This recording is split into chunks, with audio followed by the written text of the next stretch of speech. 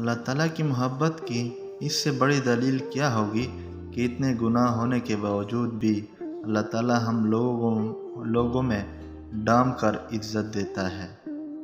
مٹی سے مٹی کے سفر کے درمیان جو وقت ہے وہ محنت ہے اور وہی زندگی ہے۔ الحمدللہ کہا کرو، بے شک قرآن بھی الحمدللہ سے شروع ہوتا ہے۔ نبی کریم صلی اللہ علیہ وسلم نے فرمایا، میاں بیوی کو جدا کرنا شیطان کا سب سے زیادہ پسندیدہ فعل ہے۔ تمہارا ایک ہی رب ہے، پھر بھی تم اسے یاد نہیں کرتے، لیکن اس کے کتنے بندے ہیں پھر بھی وہ تم کو نہیں بھولتا۔ نہ جانے کیسے لوگوں سے پڑ گیا ہے واسطہ، ذکر خدا تو کرتے ہیں، خوف خدا نہیں کرتے۔ وہ عطا کرے تو شکر اس کا، وہ نہ دے تو ملال نہیں۔ میرے رب کے فیصلے کمال ہے، ان فیصلوں میں زوال نہیں۔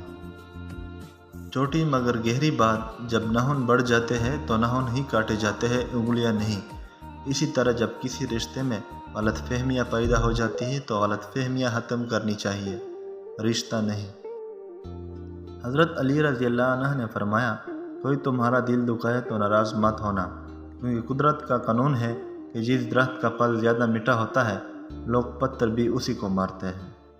اللہ آپ کا انتظار کر رہا ہے، یقین جانیے یہ درد کا ڈیر انگت آرزو، یہ تمہارے غم اور تمہاری ہر دعا کا جواب رات کے 1/3 حصے میں ملے گا۔ فرمان مصطفیٰ صلی اللہ علیہ وسلم، اللہ پاک کے نزدیک سب سے محبوب جگہ مسجد ہے۔ دعا دستک کی طرح ہوتی ہے اور مسلسل دستک سے دروازہ کھل ہی جاتا ہے۔ پوچھا گیا جنت کے بارے میں ایسا بتاؤ کہ شوق پیدا ہو، فرمایا گیا وہاں محمد صلی اللہ علیہ وسلم ہوں گے۔